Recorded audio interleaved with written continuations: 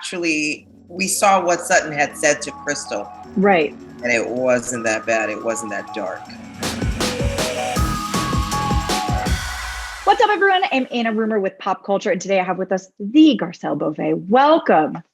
Hi. I'm so happy to be here. Thank you for having me.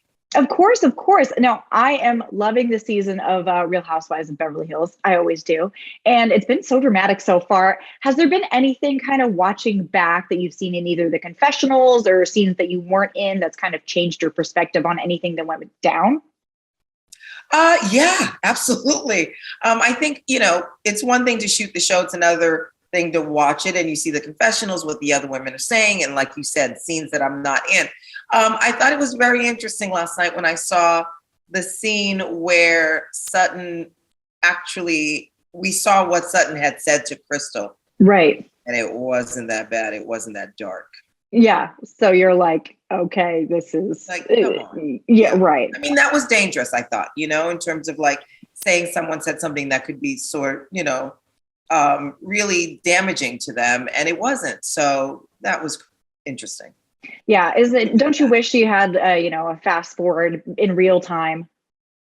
Yes. Or playback. Right. Exactly. Yeah, for sure. Well, you also recently released your new memoir, Love Me As I Am. Can you tell me a little bit about your experience going back through so many chapters of your life and being so public with those? Yeah, let me tell you, there were times that I woke up in the middle of the night a little nervous about what I was willing to reveal. Mm-hmm. There were things that I thought I had made peace with and I could write about it. And there were things that I realized maybe I didn't have complete peace around it and had to revisit it. But I really wanted the memoir to be authentic and my story for people to get to know me a little more. And I think I was able to do that. Yeah, absolutely. I mean, was there anything that you kind of were like going back and forth about maybe not putting in there and then you ultimately decided, let's go forward with it? Yeah, I mean, definitely, I didn't want to revisit my divorce. I mean, that was a really tough time for me. And I also wasn't sure how much to reveal because of my children. Right. But they're not reading the book. They have no interest in reading the book. I'm actually okay with that. I mean, there are painful things that you don't necessarily want to relive. But I also felt it was important because I thought if there's a woman out there who is maybe in her late 40s going through a divorce, maybe they'll see that it's not the end of your life. I felt like I had a resurgence and found myself again after that. So although it was a hard thing, I got through it. And I hope that's what someone can take away from it.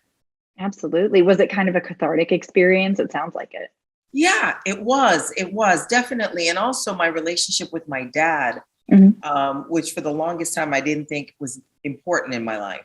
And as I got older, I realized it is important to have both parents, good or bad, whatever the relationship is, to have a relationship with your parents is important. Absolutely. And I'm sure you've been getting plenty of wonderful responses from people who have been reading.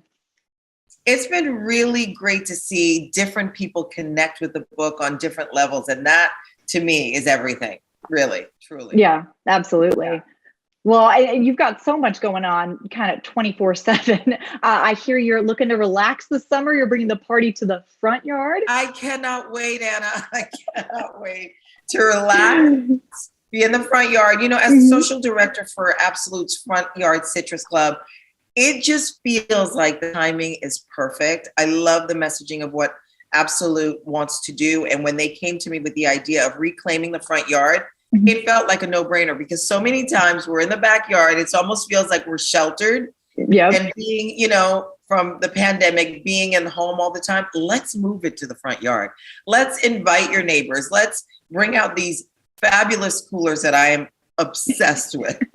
They are amazing. Having people come over and talk and entertain and have music and just be free and have fun. So I love it. I love everything about it. Yeah, I've got a big old fence around my backyard. The front yard, that's where the party's at. I love the message. Me too. It's really brilliant.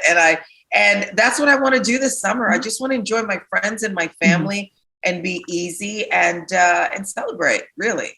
Absolutely. Well, what are you doing to your front yard to bring the party there? Do you have any tips for people who are also kind of looking to do the same?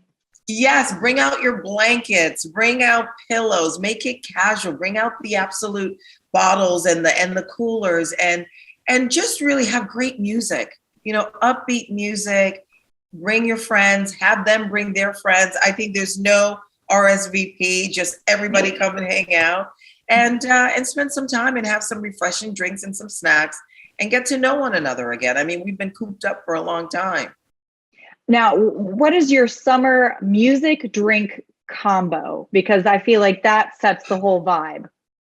I love when I have a playlist, I usually like do a Miami vibe. When I think of Miami, I think tropical, I think summer, I think, sort of music that you can sing along to, or you don't have to. And I think dancing, I love to dance.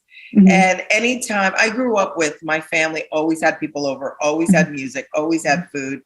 And that's my happy place. So being able to do that in your front yard, put an umbrella out if you want. You don't have to have the umbrella only at the beach. I think, have the kids come out and play football or, just enjoy each other's company. And I love the idea that it's in the front yard as opposed to the backyard. Absolutely. Well, and for people who are not necessarily like a natural host like you are, I'm always nervous to bring people over. What are some tips that can make it fun? Yeah, because you're like, oh, I hope everyone's having a good time.